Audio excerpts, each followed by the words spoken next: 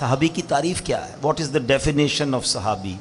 کہ جس نے ایمان کی حالت میں نبی پاک کا دیدار کیا یا ان کی صحبت اٹھائی اور ایمان کی حالت میں اس کا انتقال ہو گیا۔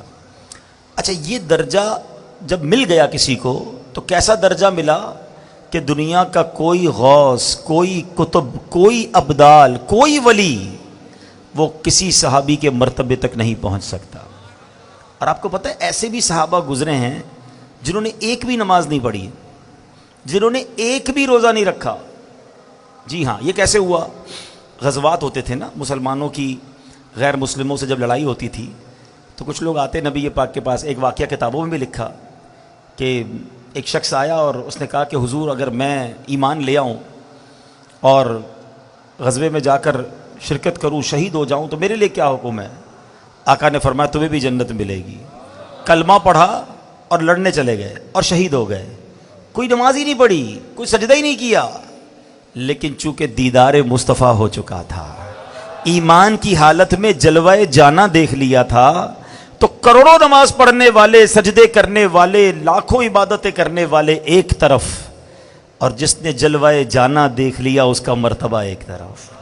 تو یہ دیدار مصطفیٰ کی برکت ہے، یہ صحبت مصطفیٰ کی برکت ہے کہ جس کو نصیب ہو گئی اس کا وہ مرتبہ ہو گیا اور پھر وہ قطعی جنتی ہو گیا۔ ہاں، جس کو گارنٹی کہتے ہیں نا، قرآن نے گارنٹی دے دی ان کے بارے میں۔ جبھی تو دعوت اسلامی والے کیا نعرہ لگاتے ہیں؟ ہر صحابی نبی، ہر صحابی۔ ہاں، اس میں کوئی کیٹیگرائز نہیں ہے۔ بے شک صحابہ میں مرتبے بہت بلند ہیں، عشرہ مبشرہ کی بات اور ہے، پھر بیت رضوان والوں کی بات اور ہے، اصحاب بدر کی بات اور ہے، لیکن کوئی بھی صحابی ہے چاہے وہ چند گھنٹے، چند منٹ پہلے مسلمان ہوئے ہوں، مگر چونکہ جلوہ جانا دیکھا، صحبت مصطفیٰ اٹھائی، تو وہ درجہ مل گیا کہ زمانے کا غوث بھی اس کا مرتبہ نہیں پا سکتا۔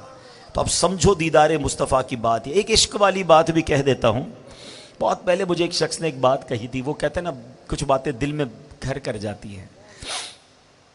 انہوں نے ایک بات کہی تھی کہ مدینہ شریف میں ملاقات ہوئی تھی اور انہوں نے ایک جملہ کہا کہ پتہ ہے کدھر آئے ہو؟ مدینے جاتے ہیں لوگ، شاپنگ کر رہے ہوتے ہیں، ہنسی مذاق کر رہے ہوتے ہیں، گھوم پھر رہے ہوتے ہیں۔ انہوں نے فرمایا پتہ ہے کدھر آئے ہو؟ اگر 1450 سال پہلے آ جاتے تو صحابی بن جاتے۔